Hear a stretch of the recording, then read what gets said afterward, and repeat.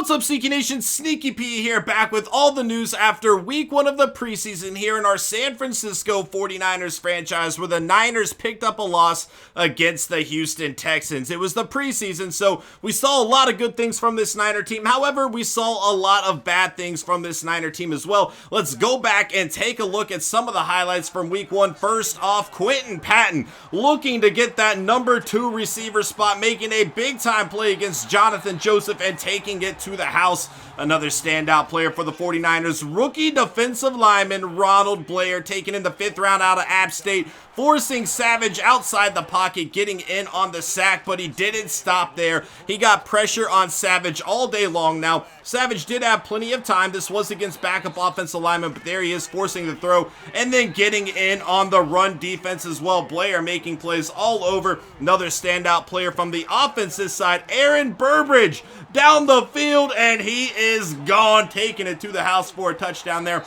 However, it was not all peaches and cream for the 49ers. They struggled in certain areas. Kaepernick with bad reads. Here's Hakeem Dent with an interception. And then Kaepernick again. This one was really bad. He had his tight end hand wide open. Instead, he forced it. And Charles James II gonna take it to the house. Not a good play. Again, it is preseason. He has time to learn from his mistakes, but we need to see more. And then Dante Johnson getting burned down the field by Jalen Strong. We're really expecting a lot more from Johnson this year. He did not show up in week 1, and that is a concern. Next up, we have the Denver Broncos, and we have a shallow cross and cover 2 man game plan for them. We're going to go ahead, get into this, and we are actually going to go ahead and start training Eric Armstead a little bit more instead of Kelvin Taylor here. I think that makes a lot more sense. Our first round pick from last year, and then our 2 first round picks from this year. Let's go ahead and jump into practice, see how things go. And Gabbard again working with the first team offense, have to throw this one away there. 4th and 5, we need a play, and Burbridge has it down the left side. That is good, and the offense will receive a gold. Much better practice than we saw last week. You can tell they're starting to get more comfortable with each other, and that's what we like to see defensively. Gabbard, 3rd and 5, connecting with Hyde on a screenplay, and he will take it to the house. Bowman caught out of position there. 3rd and 14, though. Gabbard pressure coming, and that is DeForest Buckner getting the sack, the first round pick making a play. 3rd and 27 now to the end zone, and Eric Reed is there for the interception. They are going to have one last chance. 4th and 18, McDonald not going to get it done, and the defense will get a gold as well. Looking again a lot better than last week. This team is already starting to make some improvements on the practice field anyway. Hopefully that will translate to a week 2 matchup against the Denver Broncos. Paxton Lynch going to get the start instead of Trevor Siemian here.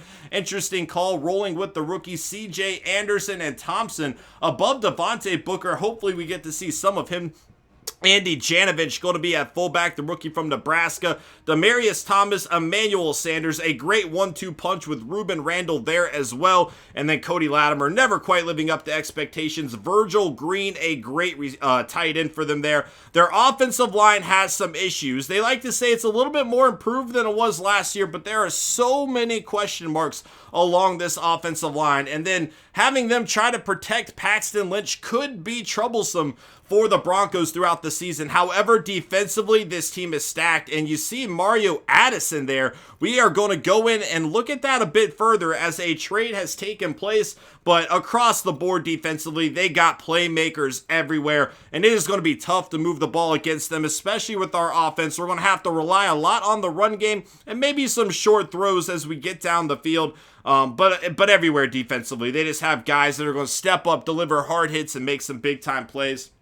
McManus at kicker, Quigley going to be the punter here, kick returner, Sanders and Ruben Randall there, and Sanders going to be the punt returner as well. Let's go ahead and look at some of the trades taking place throughout the league, and Devon House getting traded to the Falcons, a very good move there.